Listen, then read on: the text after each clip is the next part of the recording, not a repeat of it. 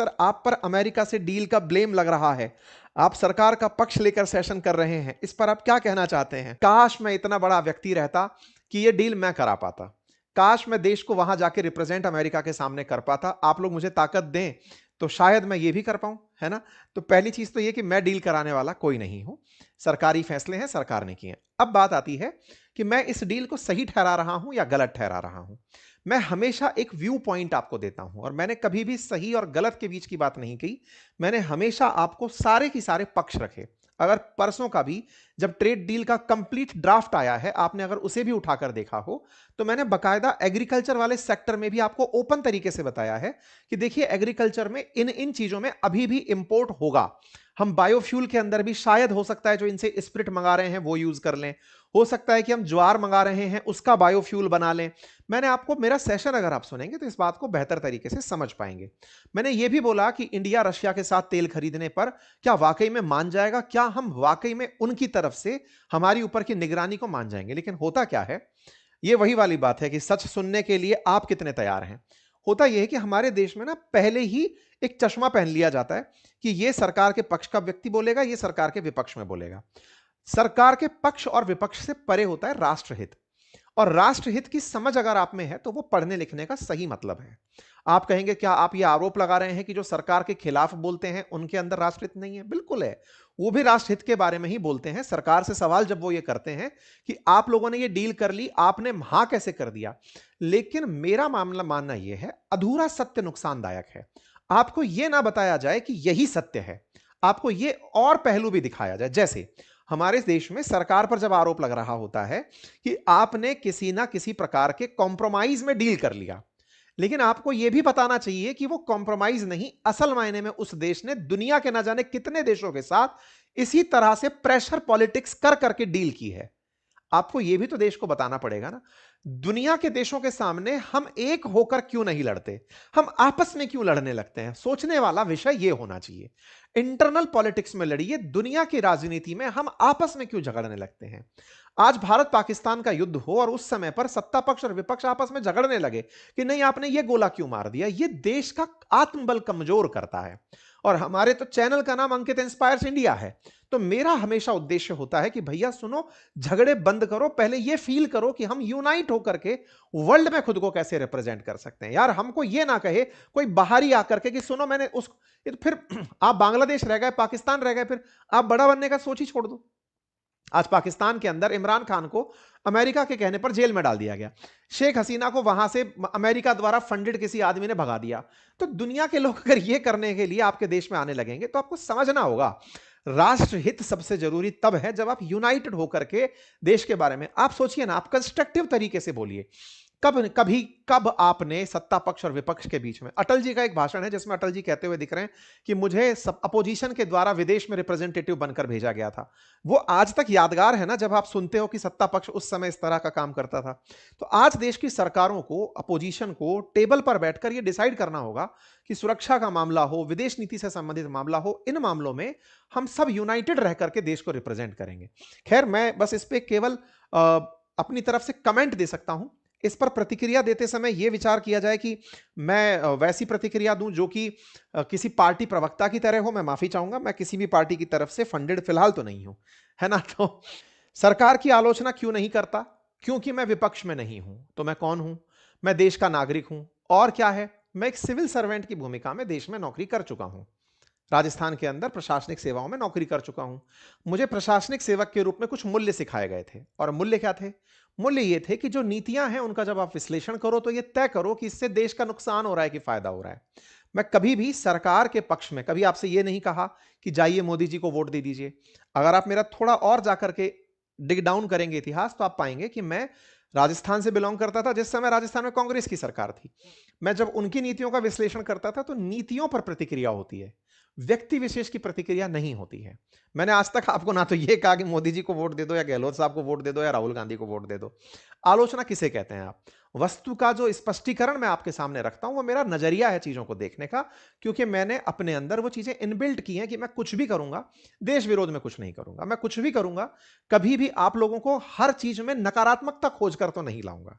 मैं आपको देश में नेगेटिविटी की तो भंडार दुनिया भर की चीजें चल रही है ना, मैं नाम नहीं लूंगा, ना जाने कितने यूट्यूब चैनल खोज खोज कर खोज रहे हैं कि बस देखो देश में इतना ही बुरा हो रहा है। अरे बुरा हो रहा है तो वहां जाकर सुन लीजिए, कुछ अच्छा हो रहा है तो हमारे पास आकर सुन लीजिए, क्योंकि उद्देश्य सिंपल है, हम इंस्पायर करते हैं, डिमोटिवेट नहीं करते हैं। सर क्या हम शेयर मार्केट और एआई को फुल टाइम करियर बना सकते हैं अथवा नहीं? सर अभी इस समय हम क्या चीज सीखने पर फोकस करें ताकि हम भविष्य में अच्छा करें?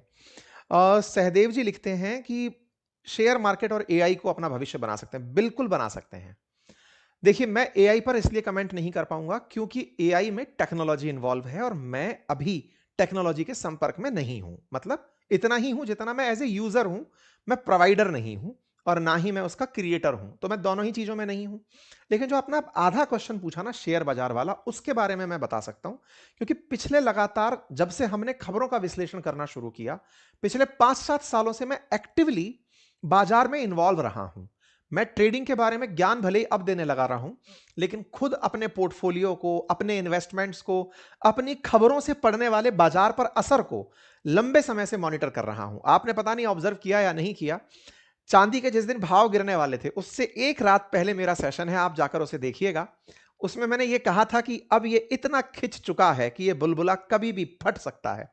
थंबनेल भी यही था कि बबल फूट सकता है। अब उस रात को जिस समय मैंने सेशन किया, अगले दिन प्राइसेस नीचे आ गए।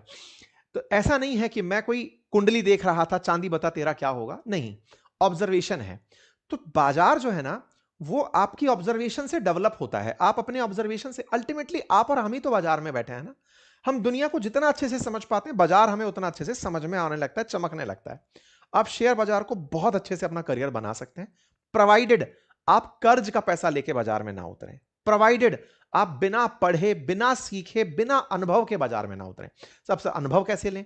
तो जैसे हर धंधे के अंदर होता है, रिक्वायर्ड एक अमाउंट होता है कि आप इतने लाख के साथ इस धंधे की शुरुआत किए, इस काम को शुरू किए, इस बिजनेस को शुरू किए। ऐसे ही अगर आप ट्रेडिंग में इन्वॉल्व होना चाहते हैं तो एक पहला अमाउंट निकालिए कि भाई मैं 10 लाख रुपए से ही अपने इस व्यापार को शुरू करने वाला हूं।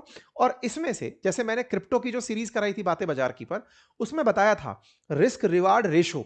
आप रिस्क अगर 1 पैसे का ले रहे हैं तो रिवार्ड 2 पैसे का सेट करिए, तब ट्रेड में जाइए। मैंने उसमें बताया था कि कितना आप पर डे पर ट्रेड पर रिस्क ले सकते हैं। मैंने उसमें बताया था पर डे कितना रिस्क ले सकते हैं। आप जब रूल्स के साथ चलने लगेंगे, आप अपने नियम नहीं तोड़ेंगे, आप अपना जनरल बनाकर चलेंगे, पर डे ट्रेड की हर बात 9 to 9 लिखेंगे कि मैंने आज ये ट्रेड लिया, इसमें ये गलती की, इतना ट्रेड पर एंट्री किया, इतने पे एग्जिट किया, इतना मैंने नुकसान बुक किया, मैंने गलती यहां कर दी थी इसलिए नुकसान हुआ। आप उसको लिखते जाइए और अगले दिन जब बैठे तो पढ़िए फिर से कि मैंने कल क्या गलती की थी। ये तो बहुत आसान फील्ड है, लेकिन होता क्या है, लोग इसे सट्टा समझ गए, बस सब लोग चल रहे हैं चल दिए। तो इसी चक्कर में मैंने फाइनेंस सेक्टर इसीलिए इन दिनों अपना फोर्टे बनाया हुआ है, फाइनेंस में इन दिनों बच्चों को अवेयर करने इसीलिए लगा हुआ हूं क्योंकि मुझे लगता है कि कमा कमा कर तमाम प्रकार की नौकरियों से गंवाने के लिए इस सेक्टर में लोग आ जाते हैं, यह धारणा बनी हुई है। जबकि विकसित राष्ट्रों में लगभग 40 से 50% आबादी केवल ट्रेडिंग में जुड़ी हुई है, स्टॉक्स खरीद फरोख्त कर रही है, हर तरह से व्यक्ति बाजार में इन्वॉल्व है। तो इसी को ध्यान में रखते हुए हमने ये सुनिश्चित किया कि भारत की अभी 10% आबादी भी एक्टिवली इन्वॉल्व नहीं है। उन्हें कैसे ये सिखाया जाए कि भैया सुनो, ये गलती मत करो, ये किया जा सकने वाला काम है, इसमें बस समझदारी से आगे बढ़ो, इसके अंदर जल्दबाजी नहीं है, इसका एक सेट पैटर्न है, सीखो, बढ़ो, आगे बढ़ो, जुआ नहीं है ये ट्रेंड, मतलब ये सीख कर अनुभव से की जाने वाली चीजें हैं। तो उसमें लगे हुए हैं भाई, हम कर सकते हैं। आप ठीक है सर, आपके वीडियो बनाने का लक्ष्य क्या है? आप किसी और उद्देश्य से वीडियो बनाते हैं या आर्थिक उन्नति के लिए? बहुत अच्छी बात है। संदीप जी, मैं इस बात में बिल्कुल भी दो राय नहीं रखता कि आर्थिक उन्नति, मेरा पर्सनल ऑब्जर्वेशन है कि बिना अर्थ के मैं आपके सामने अच्छा कंटेंट लेकर नहीं आ सकता। मेरी टीम जब तक रिसर्च अच्छा नहीं करेगी, मैं आपके सामने कुछ अच्छे कंटेंट्स लेकर नहीं आऊंगा, वेल रिसर्च कंटेंट नहीं होगा, तो वो काम नहीं चलेगा। तो अर्थ तो बाई प्रोडक्ट है, बिना, अगर अब मैं अच्छा काम कर रहा हूं तो अर्थ स्वतः ही मुझ तक पहुंच जाएगा, है ना। तो आर्थिक रूप से मुझे आगे बढ़ना होता तो मेरे पास बहुत अच्छे अच्छे विकल्प और भी हैं। आप शायद मेरी थोड़ी प्रोफाइल विजिट करेंगे तो आप ये जान पाएंगे कि मेरे पास मतलब थे अवसर कमाने के और अभी भी हैं, और मैं बहुत अच्छा पैसा कमा सकता हूं, मेरे पास ठीक है साहब सिस्टम। लेकिन जब मैं आपके सामने होता हूं तो मुझे ऐसा लगता है कि I am accountable to a family. जो मेरा देश, मेरा परिवार है, मैं उसके प्रति जिम्मेदार हूं। मैं जिम्मेदार हूं उनके सामने सूचना साझा करते समय, उनके सामने यह समझाने में कि आपने ये जो खबर देखी, ये खबर इतनी ही नहीं थी, इसके पीछे कुछ और भी था, या इसका असर ये हो सकता है। और जब मैं अपनी इस भूमिका को देखता हूं, मुझे बड़ा सुखद महसूस होता है। मैं जब नींद लेने निकलता हूं, वो नींद मेरी बहुत अच्छी होती है जिस दिन मैंने अपने सेशंस में आपको कुछ नया बताया होता है, या कुछ ऐसा जो कि क्लियर नहीं था वो क्लियर किया होता है। वो नींद बड़ी अच्छी आती है। बस इस माध्यम से आजकल मैं खबरें पढ़ा रहा हूं।